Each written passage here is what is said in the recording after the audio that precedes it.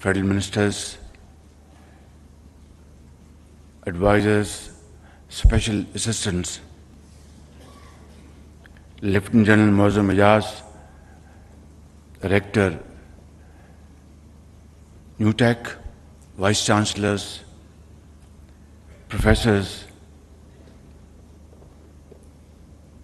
and Shahid Khan, former bureaucrat and a very outstanding human being and a government official. Mr. Zahid Rafiq, Chairman FDHL,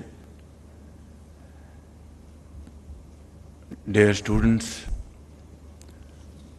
your very respected parents, ladies and gentlemen, Assalamu alaikum. I wouldn't want to speak in English, I would rather stick to Urdu. But let me say at the outset, I am very impressed to visit this wonderful seat of learning, not only by its grandeur or ambience, but outstanding human resource,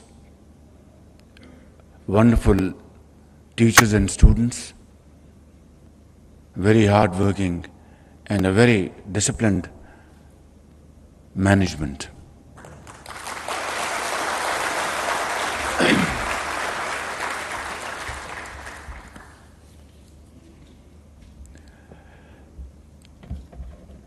خواتین و حضرات، vocational skill training یہ آج کے زمانے کی کنجی ہے ترقی اور خوشحالی کی. تعلیم کسی بھی میدان میں ہو، یقیناً وہ ایک ہنر ہے اور وہ زندگی میں ہمیشہ وہ آپ کو پاؤں پہ کھڑا کرنے کا ایک بہت بڑا وہ اللہ تعالیٰ نے ہمیں ہنر عطا کیا ہے. لیکن قوموں کو ترقی کی دوڑ میں تیزی سے آگے لے جانے کے لیے جو ٹیکنیکل ایجوکیشن ہے، ووکیشنل ٹریننگ، اسکل ٹریننگ، یہ کامیابی کی برق رفتاری کے ساتھ اس کی ضمانت ہے. میں آج یہاں پہ آ کے بہت متاثر ہوا ہوں اور مجھے یقین ہے کہ آپ کی جو مینجمنٹ ہے وہ اس ادارے کو بہت برق رفتاری سے آگے لے کے جائے گی اور ہزاروں بچے اور بچیاں اسکل ٹریننگ سے فیض یاب ہو کے نہ صرف پاکستان میں بلکہ خلیجی ممالک میں اور دوسرے ممالک میں پاکستان کا نام روشن کریں گے اور اپنے خاندان کے لیے عزت اور وقار کے ساتھ بریڈ اینڈ بٹر کمانے کا ایک بہت باوقار سلسلہ بنائیں گے. اس سلسلے میں میں کچھ باتیں عرض کرنا چاہتا ہوں، مگر پہلے میں اس ادارے کے حوالے سے حکومت پاکستان اور میاں نواز شریف جو وزیر اعظم تھے انہوں نے اس کی ابتدا کی. میں ان کو اور متعلقہ وزراء کو، منسٹر پلاننگ، منسٹر ایجوکیشن، ان سب کو خراج تحسین پیش کرنا چاہتا ہوں کہ انہوں نے یہ بڑا شاندار ویژن یہ لے کے چلے اور پاکستان کے لیے ایک بہت بڑا ادارہ بنایا.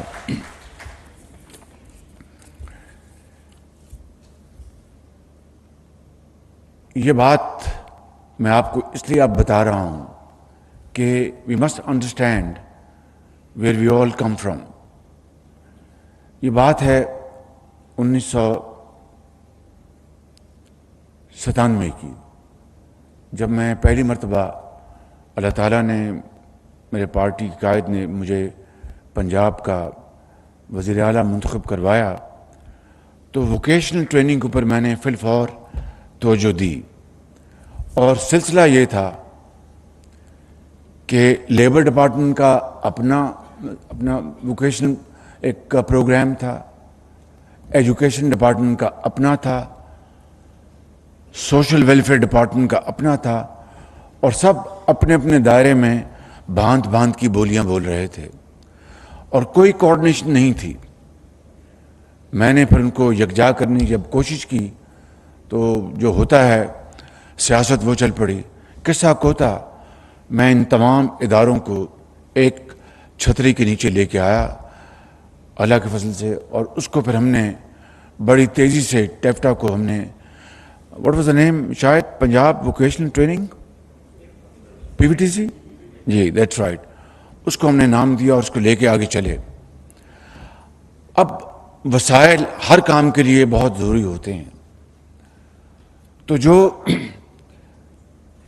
زکوٰۃ فنڈز تھے حاجت مندوں کے لیے، حقداروں کے لیے، میں نے اس فنڈ کو ایکسیس کرنے کی کوشش کی تو علماء جو ہے وہ انہوں نے فتوے تو نہیں دیے، لیکن وہ راستے میں آ گئے کہ جناب یہ تو آپ فنڈز استعمال نہیں کر سکتے۔ میں نے کہا کیوں؟ کہ یہ تو اخراجات کا حصہ ہے ان بچوں کے لیے، ان خاندانوں کے لیے جو کہ حقدار ہیں زکوٰۃ فنڈ لینے کے لیے، جو سفید پوش ہیں، انہوں نے اپنے نانفقہ اپنے بچوں کے لیے دوائی علاج کا انتظام کرنا چاہیے، تو یہ فنڈ ان کا ہے، یہ ٹریننگ کے لیے تو نہیں ہے۔ میں نے کہا جو بچے انہی خاندانوں کے جو کہ زکوٰۃ فنڈ لینے کے حقدار ہیں، انہوں نے اگر تعلیم حاصل کرنی ہے تو تعلیم کے لیے تو یہ پیسہ جائز نہیں ہے، باقی چیزوں کے لیے جائز ہے۔ یہ کہاں کا یہ لاجک ہے؟ معاملہ اسلامی نظریاتی کونسل تک گیا اور بڑے بڑے لائرز ہم نے ہائر کیے۔ انہوں نے کہا جناب جو اسلامی حوالے سے اگر اونرشپ نہیں ہے تو یہ پیسہ یہ اس تعلیم کے لیے نہیں لگ سکتا۔ اس کا ہم نے حل ڈھونڈا، اونرشپ مراد کہ ان بچوں کے لیے ان کی ملک ہونی چاہیے۔ تو ہم نے پھر وہ جو ادارے قائم کیے، ہم نے جو بیچ وہاں پر آ کے تعلیم سیکھتا تھا ان کو ہم اونرشپ دیتے تھے، ان کی اونرشپ ہوتی تھی۔ جب وہ بیچ فارغ التحصیل ہو جاتا تھا، نیا بیچ، وہ اس کی اونرشپ لیتا تھا۔ اس طرح ہم نے معاملہ حل کیا۔ میں بتانا یہ چاہتا ہوں، I am not speaking for my self, کہ اس ملک کے اندر اگر ہم نے ترقی کرنی ہے تو ہمیں ایسی باتوں کو اپنے پاؤں کی زنجیر نہیں بنانا، بلکہ اس کا حل نکالنا ہے تاکہ قوم کے کروڑوں بچے اور بچیاں وہ آگے بڑھیں اور تعلیم حاصل کریں۔ اسی طریقے سے ہم نے پنجاب ایجوکیشن انڈاؤمنٹ فنڈ بنایا۔ یہ 2008 کی بات ہے، جب میں غریب الوطنی سے واپس آیا پاکستان تو اللہ نے مجھے دوبارہ وزیر اعلیٰ منتخب کیا۔ اس کا جتنا بھی میں شکر ادا کروں کم ہے۔ تو پنجاب ایجوکیشن انڈاؤمنٹ فنڈ بنایا، اس کے لیے ہم نے 2 ارب روپے سالانہ مختص کیے بجٹ سے، اس میں تاکہ اس کی آمدن سے غریب بچے اور بچیاں جو بہت لائق اور بہت ہی قابل ہیں لیکن ان کے پاس وسائل نہیں، ان کے ماں باپ کے پاس، کہ وہ ان کو تعلیم کو جاری رکھوا سکیں۔ اللہ تعالیٰ کا شکر ہے کہ ان 10 سالوں میں 4,50,000 بچے اور بچیاں نہ صرف پنجاب کے بلکہ دوسرے صوبوں کے بھی صرف میرٹ پر، ایک میرٹ تھا ان کا سٹرینڈ اور دوسرا تھا کہ وسائل نہ ہونا، اس کی بنیاد پر ہم نے ان کو وظائف دیے۔ ڈاکٹر امجد ثاقب اس کمپنی کے چیئرمین تھے اور اس نے پنجاب میں ایک تعلیمی انقلاب پیدا کیا۔ اب آج وہ بچے اور بچیاں پاکستان میں اور دنیا میں اپنا لیاقت کا، محنت کا لوہا منوا رہے ہیں۔ اسی طریقے سے ہم نے دانش اسکول بنائے، اور میرا ایک سوچ تھی کہ اگر ایچسن کالج بن سکتا ہے بڑے بڑے امراء کے لیے اور وڈیروں کے لیے، اور ایچسن کالج کے جو لوہے کے دروازے ہیں وہ غریبوں کے لیے بند ہیں، تو اس سے بڑی اور معاشرے میں کانٹرڈکشن کیا ہو سکتی ہے؟ تو ہم نے دانش اسکول کا جب آغاز کیا تو وہی جو امراء تھے اور بڑے بڑے لینڈ لارڈ تھے، انہوں نے اس کی مخالفت کی کہ یہ شہباز شریف پیسہ ضائع کر رہا ہے، اس ایک اسکول سے جتنا پیسہ لگ رہا ہے یہ تو 10 اسکول بن سکتے ہیں۔ میں نے کہا کہ ایچ این کالج کے اوپر تو کوئی قطغن نہیں، لارنس کالج کے اوپر کوئی قطغن نہیں، اور اس طرح دوسرے جو بڑے بڑے انگریز کے زمانے میں کالجز ہیں جہاں پر صرف امراء کے بچے جا سکتے ہیں، اب غریبوں اور یتیموں کی باری آئی ہے تو ان کو پیٹ میں درد ہے۔ میں نے کہا میں پرواہ نہیں کروں گا۔ آج الحمدللہ پنجاب میں ان دانش اسکولوں کا ایک جال بچھا ہے، اور یقین کریں کہ ڈبل آفنس وہ اس چھت کے نیچے آئے اور بڑے بڑے قابل استادوں نے ان کو پڑھایا لکھایا، ان بچیوں کو اور بچوں کو۔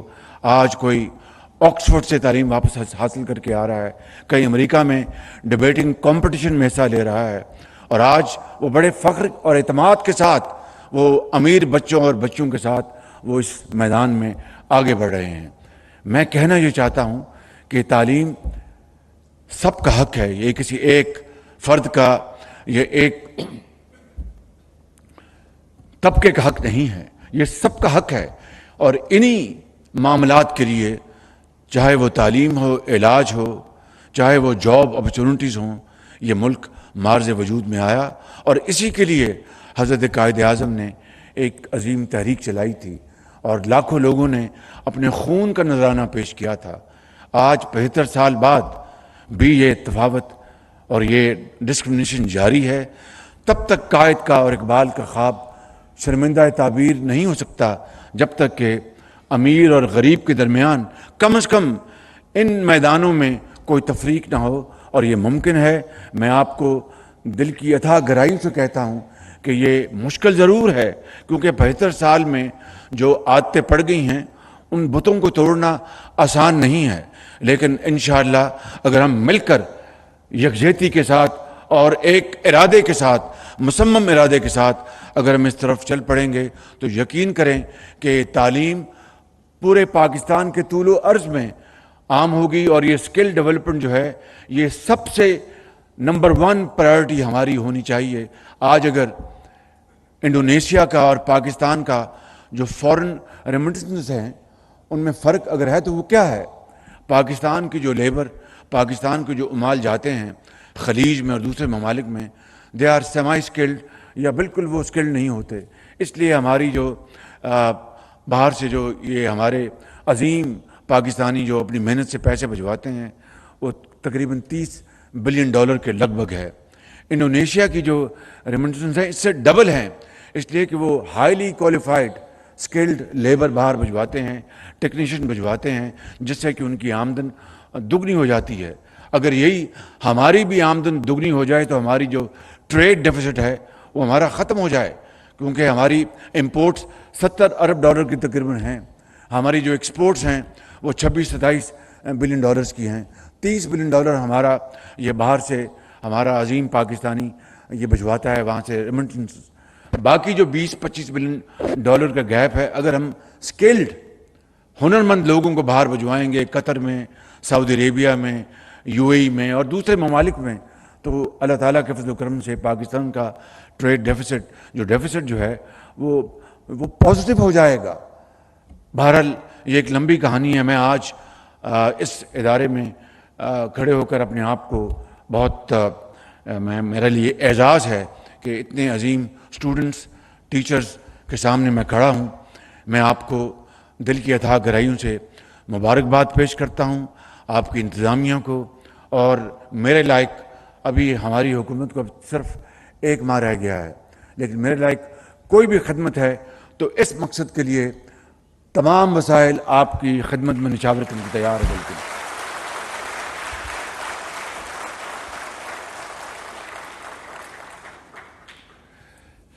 رانا صاحب نے سرٹیفکیشن کی بات کی۔ رانا صاحب پیسے دیں تو سرٹیفکیشن دنیا کی آپ کو مل جائے گی۔ You have to procure a quality services around the Globe.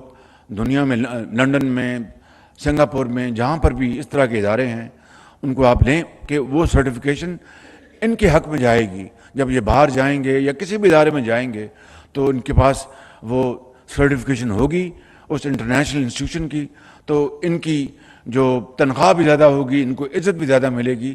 تو فیڈرل لیول پر جو ہم نے پنجاب میں کیا تھا اس کو ایمولیٹ کریں اسی کو, اور ایم او یوز ایگریمنٹ نہیں, اس سے آگے جائیں اور وہاں ادارے یہاں پر آ جائیں. Pay them and get the services. اس کا بہت زیادہ پاکستان کو فائدہ پہنچے گا, اور باہر کی جو کمپنیاں ہیں, باہر کے جو ممالک ہیں, ان سرٹیفکیٹس کو وہ خوش دلی سے قبول کریں گے, اور اس کا بہت ان بچوں کو بے پناہ فائدہ ہوگا. یہاں پر ہماری بیٹی سدرا گل تشریف لائیں اور ممتاز علی تشریف لائے چکوال سے. آپ دیکھیں کتنی محنت کی ان بچوں نے اور دوسرے بچوں نے. میں سمجھتا ہوں کہ ان کے والدین انتہائی لائق تحسین ہیں, اور انہوں نے جس طرح اپنے ان بچوں کی مشکل حالات میں ان کی تعلیمی اخراجات ان کو اپنا پورا کیا اپنی رزق حلال کی کمائی سے. اور یہ اساتذہ جنہوں نے انتہائی ذوق اور شوق سے ان بچوں کو پڑھایا لکھایا, میں سب آپ کو سلوٹ کرتا ہوں. آپ واقعی آپ ایک عظیم یہاں پہ. لیکن ایک چیز کی کمی یہاں پر محسوس ہوئی, آپ کو گارڈ آف آنر نہیں دیا گیا. یہ مجھے سمجھ نہیں آئی کہ گارڈ آف آنر کیوں نہیں ملا, کیونکہ یہ گارڈ آف آنر یہ آپ کے لیے, ان اسٹوڈنٹس کے لیے ہے, یہ میرے لیے نہیں ہے. مجھے تو آپ نے پہلے ہی وزیر اعظم بنایا, مجھے اور کیا چاہیے. لیکن جس ملک کے لیے آپ عظیم معمار ہیں, جس ملک کو آپ کے ہاتھوں سے آپ نے بنانا ہے, اصل میں گارڈ آف آنر کے جو مستحق اور اس کے لیے آپ ہیں, اس کے لیے اس لیے کہ آپ کے دلوں میں کوئی کھوٹ نہیں, کوئی آپ کرپٹ پریکٹسز کو آپ دل سے آپ اس کی مذمت کرتے ہیں. اور جب آپ کتابیں پڑھتے ہیں اور آپ علوم سیکھتے ہیں تو آپ سوچتے ہیں کہ ہمارا معاشرہ اتنا کرپٹ کیوں ہے. نوجوان نسل سے زیادہ کرپشن کے خاتمے کے لیے کوئی اور طبقہ نہیں ہے جو کہ اس کو اپنا آنن فانن ختم کر دے اور امانت اور دیانت کے نظام کو آگے لے کے جائے. لہٰذا میری جنرل صاحب آپ سے گزارش ہے کہ آئندہ جب بھی کوئی ان بچوں کے لیے ایک تقریب ہو تو گارڈ آف آنر کو ضرور دیجیے گا. بہرحال آج چونکہ وہ سپاہی نہیں آئے ان کو سلوٹ کرنے کے لیے, تو میں آپ کو سلوٹ کرتا ہوں, آپ کی عظمت کو اور آپ کی دیانت اور آپ کی محنت کو.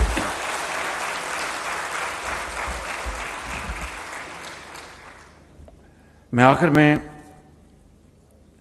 وہ جاپانی جو بچہ جو زبان بول رہا تھا, مجھے جاپانی نہیں آتی, آپ نے مجھے میرے بارے میں بڑی غلط فہمیاں پیدا کر دی. میں کوئی دنیا کی زبانوں کو نہیں جانتا, بہت تھوڑا بہت جانتا ہوں, لیکن چونکہ آپ نے جاپانی زبان میں بات کی تو اس کا جواب میں دوں گا. اور ایک آپ کو, آپ بیٹھ جائیں بیٹا, بیٹھ جائیں آپ.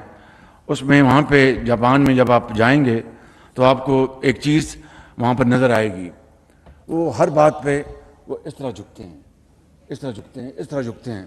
وہ ان کی روایات ہیں, بہت بڑی ان کے جاپان کی جو قوم ہے, جاپانی اور جرمن, ایسی قومیں دنیا میں میں نے اور نہیں دیکھی. بات کے پکے, محنت, امانت اور دیانت ان کا اوڑھنا بچھانا ہے. تو جب وہ اس طرح اپنے جھکتے ہیں تو وہ تعظیماً, اس کا مطلب یہ نہیں کہ آپ جو بات کریں وہ مان رہے ہیں, بالکل یہ ذرا ذہن میں رہے.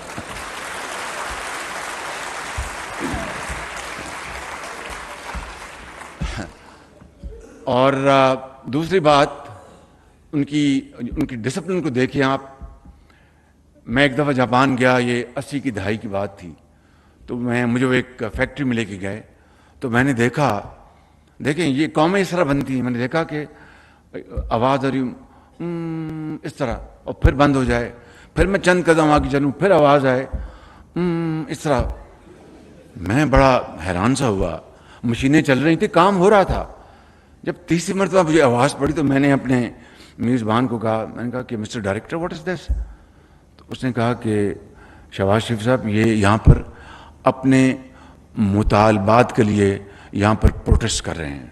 میں نے کہا یہ عجیب پروٹیسٹ ہے, یہ مشینیں بھی چل رہی ہیں. اور کہتے یہی ہمارا یہ وتیرہ ہے کہ ہم وقت نہیں ضائع کرتے. یہ مجھے دکھا رہے ہیں کہ بھئی ہمارے مطالبات مان لو, مگر ہم کام کو نہیں روکیں گے. اس طرح قومیں بنتی ہیں, اس طرح قومیں آگے ترقی کرتی ہیں.